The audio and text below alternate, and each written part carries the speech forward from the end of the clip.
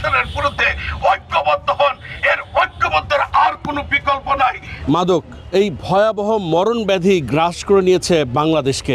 মাদকদ্রব্য নিয়ন্ত্রণ অধিদপ্তরের জরিপ মতে বাংলাদেশে মাদক সেবীর সংখ্যা ৭০ লাখের বেশি, যার ৮০% হলো তরুণ এবং কিশোর বয়সীরা। দর্শক, আজ আপনাদেরকে আমি নিয়ে এসেছি সাভারে মাদক বিরোধী একটি র্যালিতে, যার আয়োজন করেছে কারিতাস উদ্যম প্রকল্প। এখানে অংশ নিয়েছেন সমাজের নানা শ্রেণী পেশার মানুষ, অংশ নিয়েছেন স্কুলের শিক্ষক থেকে শিক্ষার্থীরা পর্যন্ত।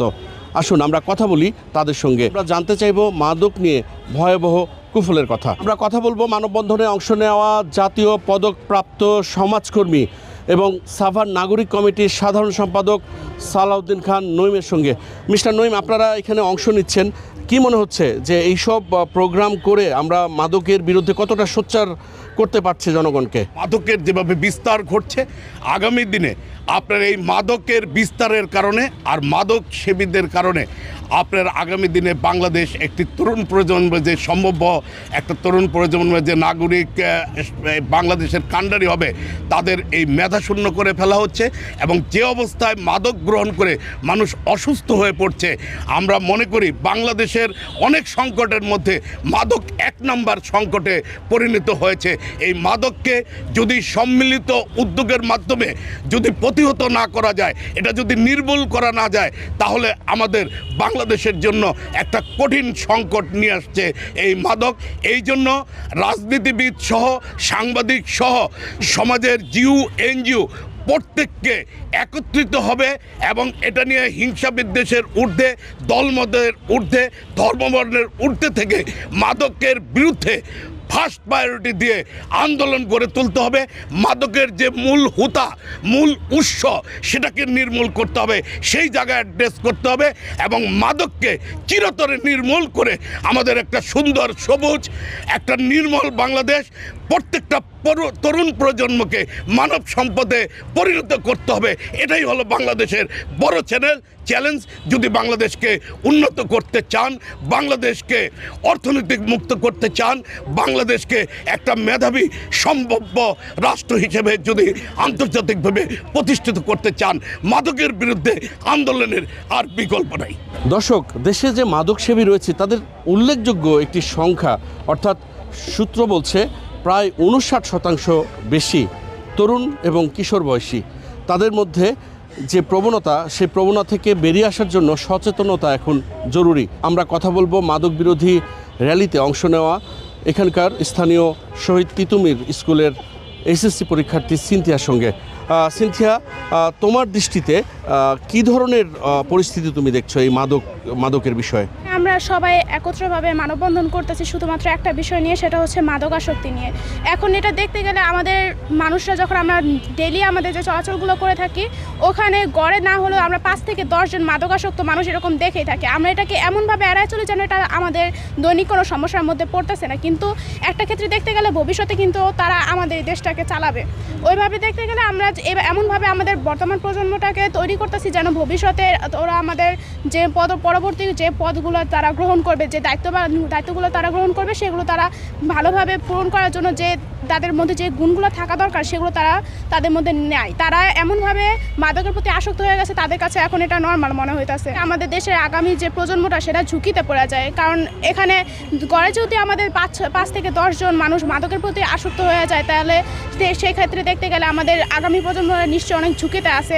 কিন্তু এই বিষয়টাকে কেউ ওইভাবে গুরুত্ব নিয়ে দেখতেছে না। এখানে আমরা আপনাদের দৃষ্টি আকর্ষণ করতে পারতেছি, কারিতাস উদ্যম প্রকল্প থেকে আমাদেরকে এখানে স্পন্সর করতেছে, কারিতাস স্পেন থেকে। তারা যদি আমাদের এখানে স্পন্সর না করতো, আমরা এখানে হয়তো আপনাদের দৃষ্টিটা আকর্ষণ করতে পারতাম না, এই মাদকাসক্তি নিয়ে আমরা এতটা কথা বলতে পারতাম না। দর্শক, মাদক বিরোধী এই আয়োজনে অংশ নিয়েছেন অন্যান্য সমাজের নানা স্তরের মানুষের সঙ্গে সাংবাদিকরাও। আমরা কথা বলবো আমার দেশ পত্রিকার স্টাফ রিপোর্টার নজমুল হুদা শাহিনের সঙ্গে।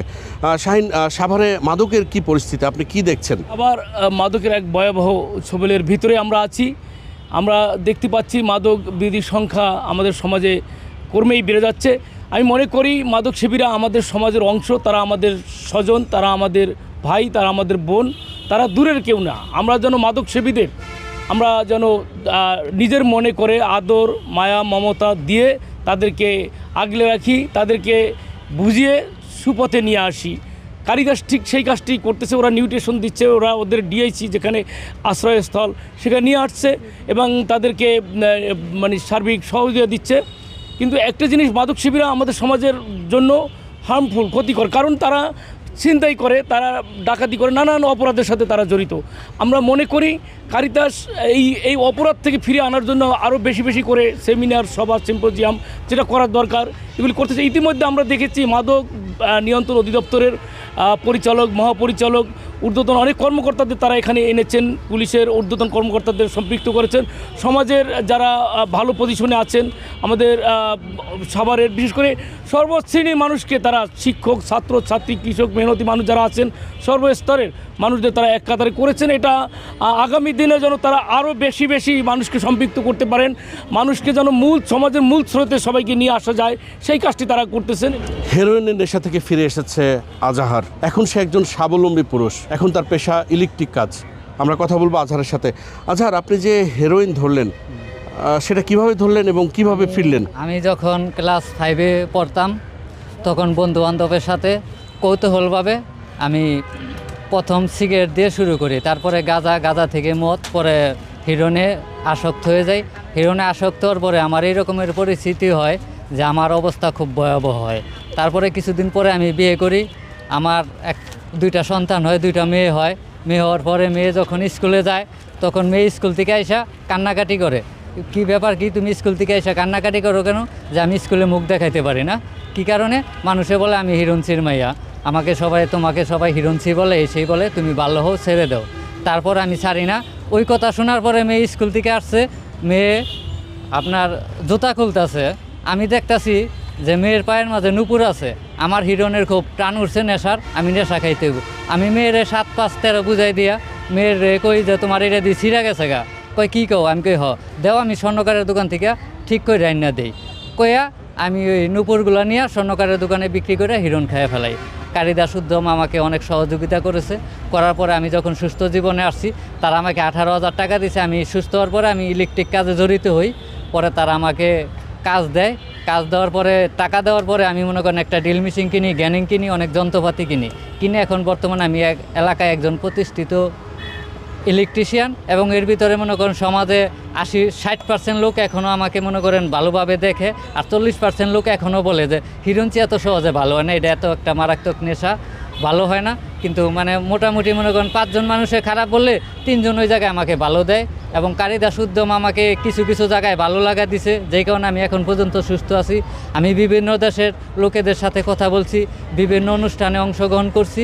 এবং কি যেই মেয়ে আমাকে মনে করেন বলতো যে হিরোইনসি বলে, সেই মেয়ে আজকে আমার ইন্টারে 2nd ইয়ারে পড়তেছে, সামনে ইন্টার পরীক্ষা দিব। সবার কাছে দোয়া করি যাতে আমার মেয়েটা ভালোভাবে পড়ালেখা করতে পারে। আপনারা সবাই দোয়া করবেন। আর বর্তমান আমি 9 বছর ধরে সুস্থ আছি, 9 বছরে পাড়া দিছি। 8 বছর সুস্থতার জীবনে আমি আমার এলাকা হলো ইপিজেড রপ্তানি। আমাদের এলাকায় মনে করেন 8 লাখ 10 লাখ টাকা শতক জমি, আমি নিজে ইনকাম করে পরিবার চালায়। এখন আমি 3 শতাংশ জমি বাদাইলে আমার নিজের নামে কিনছি। মাদক থেকেও যে ফিরে আসা যায় তার প্রমাণ তরুণ আব্বাস। আব্বাস, আপনি কিভাবে মাদকে যুক্ত হলেন, আবার কিভাবে ফিরেও এলেন? আমার পেশা ছিল, আমি একজন ছাত্র ছিলাম। আমি সাভার কলেজ থেকে ইন্টারমিডিয়েট পাস করেছি। তারপরে আমি মূলত রাজনৈতিক ছত্রছায়ায় এই নেশার কবলে আশ্বস্ত। নেশাটা বন্ধুকে এই যে অফার করে, সেখান থেকে আমি নেশায় জড়িয়ে যাই। আর রাজনৈতিক অঙ্গনে এটা একটা ভয়াবহ সহযোগিতা থাকে। রাজনৈতিক জীবনে প্রতিষ্ঠিত হওয়ার কথা বলেই তারা শুরু করে, তো আমার জীবনও সেরকম হয়েছিল। সর্বগ্রাসী মাদকের ছোবল থেকে ফিরে আসা 6 জনকে এখানে পুরস্কৃত করছে কারিতাস উদ্যম প্রকল্প। তাদের একজনের সাথে আমরা কথা বলবো। এক সময় যেমন হয়তো যে মা বোন আমার দেখলেই টাকা দিয়ে দিত, যে কিনা কি করে ফেলে, টাকা যদি না দেই ওর দ্বারা আরও অনেক ভয়ঙ্কর কিছু করার অভ্যেস আছে বা ওগুলো করে। যে দেখা যায় ফ্যামিলি আমারে অনিচ্ছা সত্ত্বেও টাকা দিতে বাধ্য হইতো। বাংলাদেশ কারিতাসের পক্ষ থেকে আমি আহ্বান পাই, কারিতাসের সাথে দেখা হয়। কারিতাস কাজ করে বলেই আমার সাথে দেখা হয়েছে। তারা আমাকে আদর যত্ন, কথাবার্তা, ভালোবাসা দিয়ে তাদের অফিসে নেয় এবং কিভাবে সুস্থ হওয়া যায় আমার তারা একটা সুন্দর পরিকল্পনা দেয়। আমরা কথা বলবো মাদক বিরোধী আয়োজনের আয়োজক কারিতাস উদ্যম প্রকল্পের সাফারের ইনচার্জ ফরিদ আহমেদের সঙ্গে। মিস্টার আহমেদ, আপনি আমাদেরকে বলবেন যে এখানে যে শিক্ষক থেকে শিক্ষার্থীরা অংশ নিচ্ছে, আপনারা তাদেরকে কী ধরনের বার্তা দিচ্ছেন এবং এই আয়োজনের উদ্দেশ্য কী? কারিতাস উদ্যম প্রকল্প থেকে আমরা মাদক বিরোধী কার্যক্রম বাস্তবায়ন করে আসছি এবং সেই সাথে আমরা যেভাবে কাজটা করছি সেটা হচ্ছে যে কমিউনিটি লেট অ্যাপ্রোচে আমরা কাজ করছি। এই এলাকার সর্বস্তরের জনগণকে সম্পৃক্ত করে আমরা মাদক বিরোধী র্যালি, আলোচনা সভা এবং অ্যাওয়ারনেস প্রোগ্রামগুলো আমরা দীর্ঘদিন ধরে করে আসছি। সেই সাথে আমরা যেভাবে কাজটা বাস্তবায়ন করছি, আমাদের ড্রপিং সেন্টার অ্যাপ্রোচে আমরা হার্ম রিডাকশনে আমরা কাজ করছি। আর বিশেষ করে আমরা সাভারে প্রায় 40টা শিক্ষা প্রতিষ্ঠানে আমরা স্টুডেন্টদেরকে নিয়ে আমরা অ্যাওয়ারনেস করছি। এখানে শিক্ষক, অভিভাবক এবং যারা ছাত্রছাত্রী ভাই বোনেরা আছে তাদেরকে আমরা মাদকের কুফলগুলো জানাচ্ছি এবং আমরা মাঝে মাঝে ডিবেট কম্পিটিশন তাদেরকে অংশগ্রহণ করাচ্ছি, তাদেরকে দিয়ে আমরা র্যালি করাচ্ছি এবং আমরা রচনা প্রতিযোগিতা করাচ্ছি। বিভিন্ন সময় তাদেরকে আমরা প্রতিযোগিতায় অংশগ্রহণ করাচ্ছি এবং সেই সাথে আমাদের যেটা আমরা দেখতে পাচ্ছি যে সকল ছাত্ররা একসময় মাদকে সেবন করত, যারা নেশায় আসক্ত ছিল, ওই সমস্ত ছাত্ররা এখন নিয়মিত স্কুলে যাচ্ছে। তারা এখন স্টুডেন্টদের মধ্যে একটা ভালো স্টুডেন্ট হিসেবে তারা গণ্য হচ্ছে এবং টিচাররা এবং অভিভাবকরা খুবই খুশি। আমরা এই কার্যক্রমটা আমরা শুধু একা কারিতাস বাংলাদেশ করছে না, এই একটা প্রকল্প করছে না, আমরা সাভারে যতগুলো এনজিও আছে তাদেরকে নিয়ে সম্পৃক্তভাবে করছি। তাতে আমাদের বড় একটা রেজাল্ট হলো যে যারা দীর্ঘদিন মাদকে আসক্ত ছিল তাদেরকে আমরা সুস্থ জীবনে ফিরিয়ে এনে তাদেরকে আত্মকর্মসংস্থানের জন্য স্কিল ডেভেলপমেন্ট ট্রেনিং করিয়েছি এবং তাদেরকে কিছু অর্থ পুঁজি দিয়ে তাদেরকে আত্মকর্মসংস্থানের আমরা তৈরি করে দিয়েছি। মজার একটা বিষয় হলো যে নারকোটিক্স ডিপার্টমেন্টেও আমাদের এই কাজকে তারা অনেক প্রশংসা করেছেন যে তারা যখন দেখেছেন যে তারা সুস্থ জীবনে ফিরে এসেছে, প্রায় 60% মাদকাসক্ত তারা সুস্থভাবে জীবনযাপন করছে, যারা সুস্থ জীবনে ফিরে আসছে। আর আমরা ধন্যবাদ জানাবো আমাদের লোকাল প্রশাসনকেও যে তারা আমাদের এই কাজকে অনেক সহযোগিতা করছেন। আমি বিশেষ করে ধন্যবাদ জানাতে চাই যে এই কারিতাস উদ্যম প্রকল্পে যারা অর্থ দিয়ে সহায়তা করছে, যে কারিতাস স্পেন অর্থ দিয়ে সহযোগিতা না করলে হয়তো আমাদের এই কাজগুলো বাস্তবায়ন করা সম্ভব হতো না।